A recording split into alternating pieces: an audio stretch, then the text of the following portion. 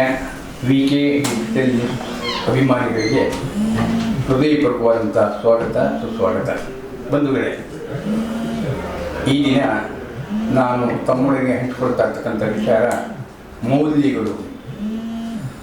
ಇವತ್ತಿನ ಸಾಮಾಜಿಕ, ರಾಜಕೀಯ, ಧಾರ್ಮಿಕ, ಆರ್ಥಿಕ ಎಲ್ಲ ಕ್ಷೇತ್ರಗಳನ್ನು ಕೂಡ ಸೂಕ್ಷ್ಮವಾಗಿ ಗಮನಿಸಿದಾಗ ಮೌಲ್ಯಗಳ ಕುಸಿತದಿಂದ ಏನೇನು ಅವಾಂತರಗಳಾಗಿದೆ, ಸಾಮಾಜಿಕ ವ್ಯತ್ಯಾಸಗಳು ಹೇಗಾಗಿದೆ ಅಂತಕ್ಕಂಥದ್ದನ್ನ ಕಂಡಾಗ ಮನಸ್ಸಿಗೆ ತುಂಬ ನೋವಾಗುತ್ತೆ. ಈ ನಿಟ್ಟಿನಲ್ಲಿ ಮೌಲ್ಯಗಳ ಅವನತಿಯೇ ಈ ಎಲ್ಲ ದುಃಖಗಳಿಗೆ, ದುಮ್ಮಾನಗಳಿಗೆ ಕಾರಣ ಅನ್ನೋದು ನನ್ನ ವೈಯಕ್ತಿಕವಾದ ಅಭಿಪ್ರಾಯ. ಹಾಗಾಗಿ ಮೌಲ್ಯಗಳ ಬಗ್ಗೆ ಚಿಂತನೆ ಮಾಡಲಿಕ್ಕೆ ನಾವು ಕೊಟ್ಟಾಗ ಮೊದಲೇ ನಾವು ಸಾಮಾಜಿಕ ಮೌಲ್ಯಗಳ ಬಗ್ಗೆ ಚಿಂತನೆ ಮಾಡ್ತೀವಿ. ಸಾಮಾಜಿಕ ಮೌಲ್ಯಗಳು ಅಂದರೆ ಮೊದಲನೇದಾಗಿ ನೆಲ, ಜಲ, ವಾಯು, ಕಾಡು ಇವುಗಳ ರಕ್ಷಣೆ ಬಗ್ಗೆ ಸಮಾಜದಲ್ಲಿ ಪೂರ್ಣವಾಗಿರ್ತಕ್ಕಂಥ ಜಾಗೃತಿ ಹೊರಟೋಗಿದೆ. ಆ ಜಾಗೃತಿ ಮತ್ತೆ ಮರುಕಳಿಸದೆ ಹೋದರೆ ನಿಜವಾಗ್ಲೂ ಕೂಡ ವಿಶ್ವ ನಾಶ, ಜಗತ್ತು ನಾಶವಾಗುವುದು ಖಂಡಿತ. ಹಾಗಾಗಿ ಈ ಸಾಮಾಜಿಕ ಮೌಲ್ಯಗಳ ಬಗ್ಗೆ ಚಿಂತನೆ ಮಾಡಿದಾಗ ಜನಪದರು ನಮ್ಗೆ ಎಂಥ ಮೌಲ್ಯಗಳನ್ನು ಹಾಕ್ಕೊಟ್ಟಿದ್ದಾರೆ. ಏಕೆಂದರೆ ಕನ್ನಡ ನಾಡು ಗಾದೆಗಳ ತವರೂರು. ಒಂದೊಂದು ಪ್ರಸಂಗಕ್ಕೂ ಕೂಡ ತನ್ನದೇ ಆಗಿರ್ತಕ್ಕಂಥ ಅಮೂಲ್ಯವಾಗಿರ್ತಕ್ಕಂಥ ಗಾದೆ ನುಡಿಗಳಿದೆ. ಇಲ್ಲಿ ಪರಿವರ್ತನೆ ಆಗಬೇಕಾದ್ರೆ ಮೊದಲನೇದು ತನ್ನರಿವೇ ತನಗೆ ಗುರು. ಹೇಳಿಕೊಟ್ಟಂಥ ಮಾತು, ಕಟ್ಟಿಕೊಟ್ಟಂಥ ಬುತ್ತಿ ಬಹಳ ಹೊತ್ತು ಇರಲಿಕ್ಕೆ ಸಾಧ್ಯ ಇಲ್ಲ. ಹಾಗಾಗಿ ಪ್ರತಿಯೊಬ್ಬರಲ್ಲೂ ಕೂಡ ಅರಿವು ಮೂಡಬೇಕು, ಜಾಗೃತಿ ಮೂಡಬೇಕು. ಇದು ನನ್ನ ಜಗತ್ತು, ಇದು ನನ್ನ ನಾಡು, ಇದು ನನ್ನ ಊರು, ಇದರ ರಕ್ಷಣೆ ನನ್ನ ಹೊಣೆಗಾರಿಕೆ ಅಂತಕ್ಕಂಥ ಅರಿವು ಬರುವವರೆಗೂ ಕೂಡ ಯಾರೂ ಕೂಡ ಇದನ್ನು ಬದಲಾವಣೆ ಮಾಡಲಿಕ್ಕಾಗಲ್ಲ ಅನ್ನೋದು ನನ್ನ ಭಾವನೆ. ಹಾಗಾಗಿ ಈ ಜನಪದರ ವಿಚಾರವಾಗಿ ನಾನು ತಿಳಿದಾಗ ಮನುಷ್ಯನ ಜೀವನದ ಬಗ್ಗೆ ಜನಪದರು ಎಂಥ ಅಮೂಲ್ಯವಾಗಿರ್ತಕ್ಕಂಥ ವಿಚಾರಧಾರೆಗಳನ್ನು ನೋಡಿ ನೆನೆಸ್ಕೊಂಡಿದ್ದಾರೆ. ನೋಡಿ, ಒಬ್ಬ ಅಜ್ಞಾತ ಜನಪದ ಕವಿ ಹೇಳ್ತಾನೆ, ರೆಪ್ಪೆ ತೆರೆದರೆ ಜನನ, ರೆಪ್ಪೆ ಮುಚ್ಚಿದರೆ ಮರಣ. ರೆಪ್ಪೆ ತೆರೆದರೆ ಜನನ, ರೆಪ್ಪೆ ಮುಚ್ಚಿದರೆ ಮರಣ. ಕಣ್ಣು ಮಿಟಿಸುವುದೇ ಜೀವನ.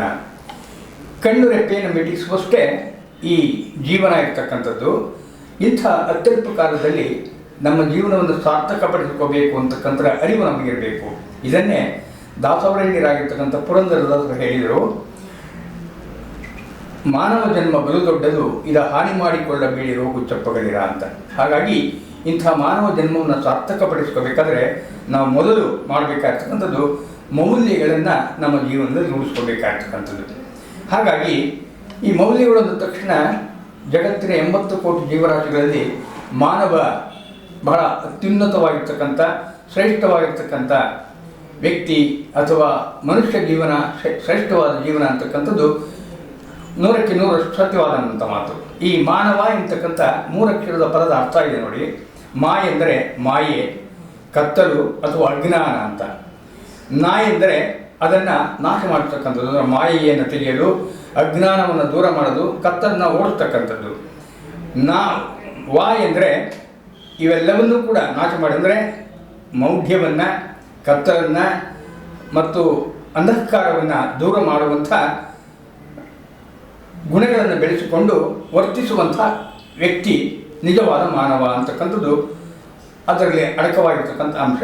ಈ ನಿಟ್ಟಿನಲ್ಲಿ ಜನಪದರು ಅವಿದ್ಯಾವಂತರಾದರೂ ಕೂಡ, ಶಾಲೆಯ ಮೆಟ್ಟಿಲನ್ನು ಏರದೇ ಇದ್ದರೂ ಕೂಡ, ಬಳಪ ಹಿಡಿದು ಬರದೇ ಇದ್ದರೂ ಕೂಡ ಅವರಲ್ಲಿ ಎಂಥ ಮೌಲ್ಯಗಳು ಅಡಗಿತ್ತು ಅನ್ನೋದಕ್ಕೆ ಒಂದು ಜನಪದ ತುಣುಕನ್ನು ನಾವಿಲ್ಲಿ ನೆನೆಸ್ಕೋಬೋದು. ಅವಿದ್ಯಾವಂತರಾದಂಥ ಹಳ್ಳಿಗಾಡಿನ ಹೆಣ್ಣುಮಗಳೊಬ್ಬಳು ತುಂಬು ಸಂಸಾರದಲ್ಲಿ ಜೀವನ ನಡೆಸ್ತಾ ಇರುವಾಗ ಆಗಸದಲ್ಲಿ ಬೆಳ್ಳಿ ಚುಕ್ಕಿ ಮೂಡುವ ಮೊದಲು ಹಾಸಿಗೆಯಿಂದ ಮೇಲೆದ್ದು ತನ್ನ ಕುಟುಂಬದವರಿಗೆ ಅವತ್ತಿಗೆ ಬೇಕಾಗ್ತಕ್ಕಂಥ ರಾಗಿ ಹಿಟ್ಟನ್ನು, ಜೋಳದ ಹಿಟ್ಟನ್ನು ಸಿದ್ಧ ಮಾಡಿಕೊಳ್ಳಿಕ್ಕಾಗಿ ಬೀಸುವ ಕಲ್ಲಿನ ಮುಂದೆ ಕೂತು ಬೀಸುವ ಕಲ್ಲನ್ನು ತಿರುಗಿಸ್ತಾ ಇರಬೇಕಾದ್ರೆ ದೇಹಕ್ಕೆ ಆಯಾಸವಾಗ್ತಾ ಇದೆ. ಏಕಾಂಗಿಯಾಗಿ ಒಬ್ಬಳೇ ಕಾಯಕವನ್ನು ಮಾಡ್ತಾ ಇರಬೇಕಾದ್ರೆ ಮನಸ್ಸಿಗೆ ಆಲಸ್ಯವಾಗ್ತಾ ಇದೆ. ಮನೆ ಮಂದಿ ಎಲ್ಲ ಗಾಢ ನಿದ್ರೆಯಲ್ಲಿ ತೊಡಗಿರ್ತಾರೆ. ಇಲ್ಲಿ ದೇಹಕ್ಕಾಗುವ ಆಯಾಸ, ಮನಸ್ಸಿಗಾಗ ಆಲಸ್ಯ ಇವೆರಡನ್ನು ಹೋಗಲಾಡಿಸುವ ಆಕೆ ತನಗರಿವಿಲ್ಲದಂತೆ ಹಾಡಿಗೆ ಮೊರೆ ಹೋಗ್ತಾಳೆ. ಅವಳ ಸುಮಧುರವಾಗಿರ್ತಕ್ಕಂಥ ಕಂಠದಿಂದ ಹೃದಯಾಂತರಾಳದಿಂದ ಮೂಡಿಬಂಥ ಹಾಡು ಹೀಗಿದೆ ಕೇಳಿ. ಬೆಳಗಾಗಿ ನಾನೆದ್ದು ಯಾರ್ಯಾರ ನೆನೆಯಲಿ, ಬೆಳಗಾಗಿ ನಾನೆದ್ದು ಯಾರ್ಯಾರ ನೆನೆಯಲಿ ಎಳ್ಳು ರೀರಿಗೆ ಬೆಳೆಯೋಣ ಎಳ್ಳು ರೀರಿಗೆ ಬೆಳೆಯೋಣ ಭೂಮಿ ತಾಯಿನ ಎದ್ದೊಂದು ಗಳಿಗೆ ನೆನೆದೇನ ಎದ್ದೊಂದು ಗಳಿಗೆ ನೆನೆದೇನ. ಎಂಥ ಅದ್ಭುತವಾಗಿರ್ತಕ್ಕಂಥ ಕಲ್ಪನೆ ಆಕೆಯದು. ಅವಳ ಅಂತರಾಳದಿಂದ ಬಂದಂಥ ಆ ನುಡಿಗಳು ಎಂಥದ್ದು. 80 ಕೋಟಿ ಜೀವರಾಶಿಗಳ ಅಗಾಧವಾದ ಭಾರವನ್ನು ಹೊತ್ತು ಸಕಲ ಜೀವರಾಶಿಗಳಿಗೂ ಕೂಡ ಮಡಿಲಲ್ಲಿ ಇಟ್ಕೊಂಡು ಜೋಪಾನ ಮಾಡ್ತಾ ಆಯಾ ಜೀವಜಂತುಗಳಿಗೆ ಬೇಕಾಗ್ತಕ್ಕಂಥ ಎಲ್ಲ ಸವಲತ್ತುಗಳನ್ನು ತನ್ನ ಮಡಿಲಲ್ಲಿ ಒದಗಿಸ್ತಾ ಸುಕ್ಷೇಮದಿಂದ ತನ್ನ 80 ಕೋಟಿ ಜೀವರಾಶಿಗಳನ್ನು ಕಾಪಾಡುವಂಥ ಆ ತಾಯಿ ಭೂದೇವಿ, ಆಕೆಯ ಪಾದಾರವಿಂದಗಳಿಗೆ ನಾನು ಮೊದಲು ನಮಸ್ಕಾರಗಳನ್ನು ತಿಳಿಸ್ತಾ ಇದ್ದೀನಿ. ಹಾಗೆಯೇ ಶುಭ ಮತ್ತು ಅಶುಭ ಕಾರ್ಯಗಳಲ್ಲಿ ಬಳಸ್ತಕ್ಕಂಥ ಎಳ್ಳು ಮತ್ತು ಜೀರಿಗೆ ಎಂಬತಕ್ಕಂಥ ದವಸ ಧಾನ್ಯಗಳನ್ನು ಬೆಳೆದುಕೊಡ್ತಾ ಇರ್ತಕ್ಕಂಥ ಆ ತಾಯಿಗೆ ಪ್ರಣಾಮಗಳನ್ನು ಅರ್ಪಿಸ್ತೇನೆ ಎಂಬತಕ್ಕಂಥ ಧನ್ಯತಾ ಭಾವನೆಯನ್ನು ಆಕೆ ವ್ಯಕ್ತಪಡಿಸ್ತಕ್ಕಂಥ ಕಂಡಾಗ ಅಜ್ಞಾನಿಯಾದಂಥ ಅವಿದ್ಯಾವಂತರಾಗಿರ್ತಕ್ಕಂಥ ಆ ಜನಪದ ಮಹಿಳೆಯ ಅಂತರಂಗದಲ್ಲಿರ್ತಕ್ಕಂಥ ಭಾವನೆಗಳೇನು ಅಂತಕ್ಕಂಥದ್ದನ್ನ ನಾವು ಸುಜ್ಞಾನಿಗಳಾಗಿರ್ತಕ್ಕಂಥವ್ರು ವಿದ್ಯಾವಂತ ಜನಾಂಗ ಅರ್ಥ ಮಾಡ್ಕೋಬೇಕು ಅನ್ನೋ ಮಾತನ್ನು ಈ ಸಂದರ್ಭದಿಂದ ನಾನು ಪ್ರಯತ್ನ ಪಡ್ತೀನಿ. ಹಾಗೆಯೇ ತಮಗೆಲ್ಲ ಗೊತ್ತಿದೆ, ಹಿಂದಿನ ಕಾಲದಲ್ಲಿ ಆ ಬೀಸುವ ಕಲ್ಲುಗಳು ಎಲ್ಲರ ಮನೆಯಲ್ಲೂ ಇರ್ತಿರಲಿಲ್ಲ. ಊರ ಪಟೇಲರ ಅಥವಾ ಶಾನುಭೋಗರ ಮನೆಯ ಪಡಸಾಲೆಯಲ್ಲಿ ಮಾತ್ರ ಬೀಸುವ ಕಲ್ಲನ್ನು ಇಟ್ಟಿರ್ತಾ ಇದ್ರು. ಊರಿನವರು ಯಾರಾದರೂ ಬೀಸಿಕೊಡ್ಲಿಕ್ಕೆ ಆ ಮನೆಯೊಡತಿಯ ಅನುಮತಿಯನ್ನು ಪಡೆದು ಸರದಿಯ ಪ್ರಕಾರ ತಮ್ಮ ದವಸ ಧಾನ್ಯಗಳನ್ನು ಬೀಸಿಕೊಂಡು ಹೋಗ್ತಾ ಇದ್ರು.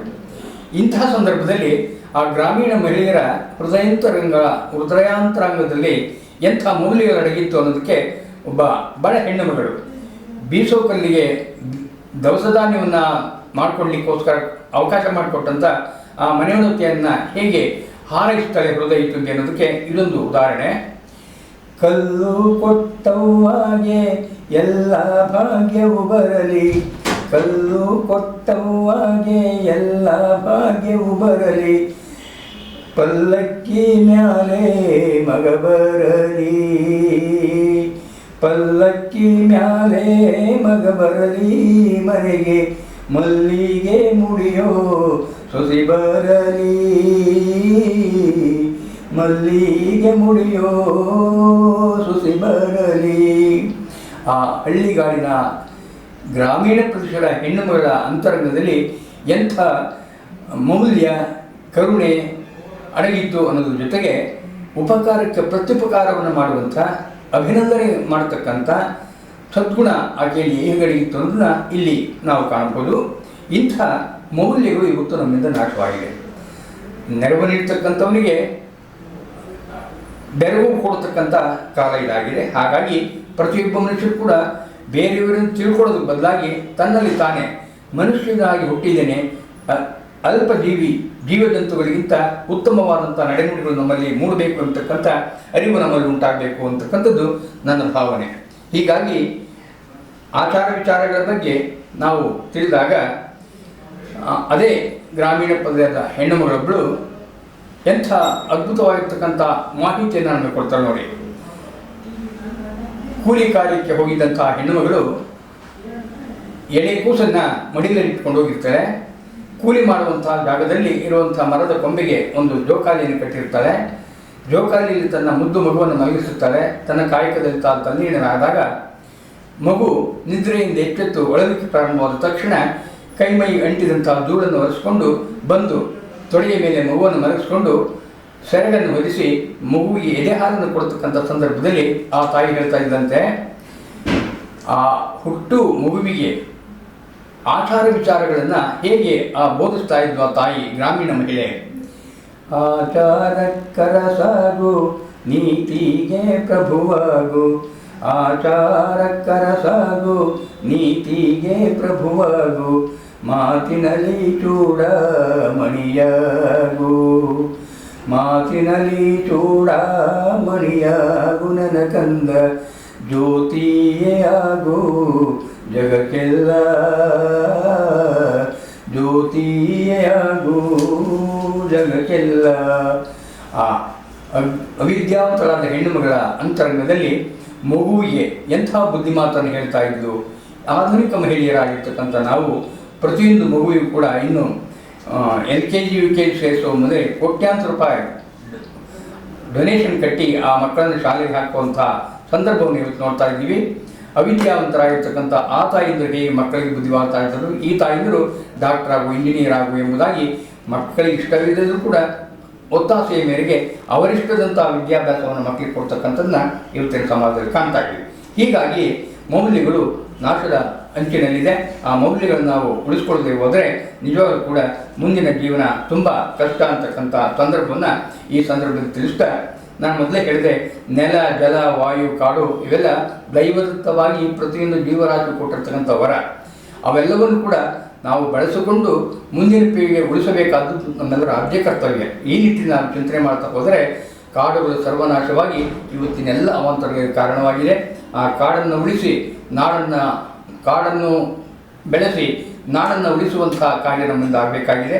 ಹಾಗಾಗಿ ನೆಲ, ಜಲ ಮತ್ತು ವಾಯು, ಶುದ್ಧವಾದ ವಾಯು, ಶುದ್ಧವಾದ ನೀರು ಮತ್ತು ಪ್ರಕೃತಿದತ್ತವಾಗಿರ್ತಕ್ಕಂಥ ಈ ಭೂಮಿಯನ್ನು ತೃಪ್ತಿಯಾಗಿ ಸಂಪತ್ಭರಿತವಾಗಿ ರಕ್ಷಣೆ ಮಾಡಬೇಕಾಗ್ತಕ್ಕಂಥ ನಮ್ಮೆಲ್ಲರ ಕರ್ತವ್ಯ ಅಂತಕ್ಕಂಥ ಮಾತನ್ನು ಈ ಸಂದರ್ಭದಲ್ಲಿ ಹೇಳ್ತಾ, ಈ ಮೌಲ್ಯಗಳು ಪ್ರತಿಯೊಂದು ಹಂತದಲ್ಲೂ ಕೂಡ ಮಾನವನಿಗೆ ಅರಿವಾಗಬೇಕು. ಇದು ಸಾಮಾಜಿಕ ಮೌಲ್ಯಗಳಾಯಿತು. ಮುಂದಿನ ಮೌಲ್ಯಗಳ ಬಗ್ಗೆ ಮುಂದಿನ ಸಂಚಿಕೆಯಲ್ಲಿ ನಾವು ತಿಳ್ಕೊಳ್ಳೋಣ. ಜೈ ಹಿಂದ್, ಜೈ ಜಗತ್. ಇದು ಈವರೆಗಿನ ಸುದ್ದಿಗಳು. ಮತ್ತಷ್ಟು ಸುದ್ದಿಗಳಿಗಾಗಿ ನೋಡ್ತಾ ಇರಿ VK ಡಿಜಿಟಲ್ ನ್ಯೂಸ್. ವೀಕ್ಷಕರೇ, VK digital news YouTube channel ಅನ್ನು ಲೈಕ್ ಮಾಡಿ, ಸಬ್ಸ್ಕ್ರೈಬ್ ಮಾಡಿ ಮತ್ತು ಹೆಚ್ಚಿನ ಜನರಿಗೆ ಶೇರ್ ಮಾಡಿ.